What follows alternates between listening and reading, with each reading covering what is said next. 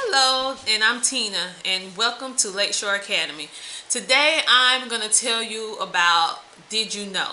And you might be asking me, why would I say the question, Did you know? Well, my mentor Francis came over today and really broke down how we can use our different books. Although a book might particularly be geared towards science or social studies or reading or vocabulary, but how that book can be used for multiple different things, although it's just listed for a particular subject. For example, because you know I'm a visual person, so I'm going to show you what I'm talking about.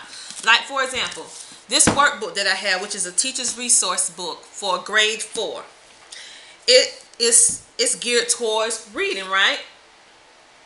But did you know that this book holds everything that you need in your homeschool curriculum? This book deals with vocabulary, it deals with comprehension, it deals with writing, it deals with grammar, it deals with spelling, and it deals with study skills and the writing process. So listen here, you can use your language arts. This book, when you study, you're going to use language arts, you're going to be using vocabulary, you're going to be using reading, because this is a reading book, you're going to be using grammar, you're going to be using vocabulary, you're going to be using reading comprehension. So all these subjects that we have to have as homeschool parents, because we do have some fathers out there that's homeschooling just as well as moms, we can use this one reading book to cover all these subjects. The only thing that you will need to do is get you something for math and science. But some of these worksheets actually talks about different things dealing with science, so it can be a dual thing, meaning you can count both. Like, say for example, it's a worksheet in here that talks about tornadoes, and it has vocabulary words for tornadoes and stuff like that. Well, ding ding ding, you can use it for science, because tornadoes is talking about science, and you also can use it for reading, and you can use it for vocabulary. So that's 3 things in one, and that helps you hit all the things that you need in order to be legal with homeschooling, and it's also helping you to use your resources more than one way.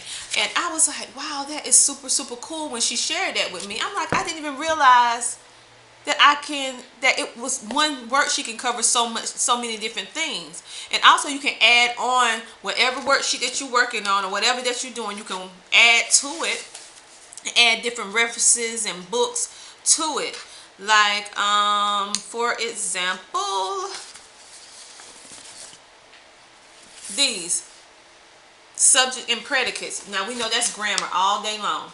So, but yet what it's talking about is talking about different things that happen in history. Also, it's telling you to test your spelling words. So whatever spelling words that you give them that's inside this article dealing with the Wild West, which is history, you can tie it in.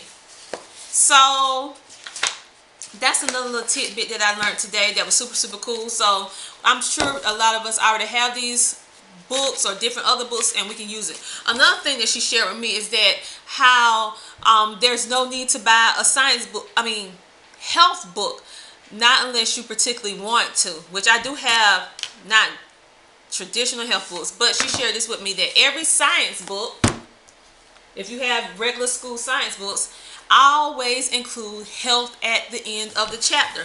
Let me show you what I'm talking about. Like this, dealing with the eyes.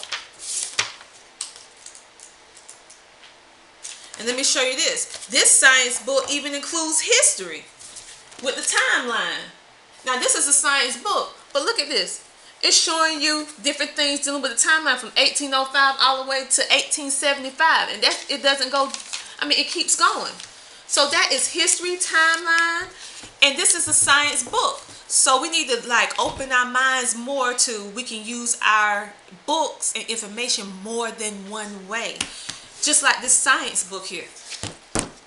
What I was telling you about health. Now this is a science book. But check this out. Human reproduction. We talk about the human reproductive organs. It talks about fertilization, birth, adolescence. It talks about let me show you the even have a section on your system, the glands, and stuff like that. And within the chapter, it has vocabulary words that you can use. You can do lap books or hands-on learning dealing with the brain. It talks about the brain. Now this right here is a science book. This is not a health book, but yet it has health things in it and science things in it. And like I showed you in this other science book, it even has some history in it dealing with the timeline. So my little tip for you all today is to look through your older books that you already use. Look through them again, because I'm pretty sure you'll find something else that you can use out of that book to help save you money. In this book, biography, not only is it teaching you about this lady, it's also, you can open up the book and it tells you about how she started, and it's a biography, and this can be considered history, and this is an important person in history. And it also dealing with the dates and the years, and it also has pictures where so many different ways. Look at the end of the book, glossary, definitions, words that you can use, different important events. So this one book, you think, oh, they can just read it for a biography, where they can do a book report on it, they can do a biography on it. They can have vocabulary words. You can use it as a unit study, just studying about justice, and elaborate more and more on that until you get to the Constitution. It's so many different ways that you can use these books. Pull from your own library at home, because every homeschooler has some books somewhere, because we have books. So pull those books out and use them, and think of different ways you can use them. A new thing that I've been doing too is trying to pull out older books and letting them use it for grammar, even if it has nothing to do with grammar. They can read it and pull out, if we're working on verbs or prepositions or conjunctions, how many conjunctions can you find? How many compound words can you find in this book or in this newspaper? That's another way we can use our materials. Any book, any magazine, they can use that for. So my tip for today is think of different new ways that you can use the books that you already have.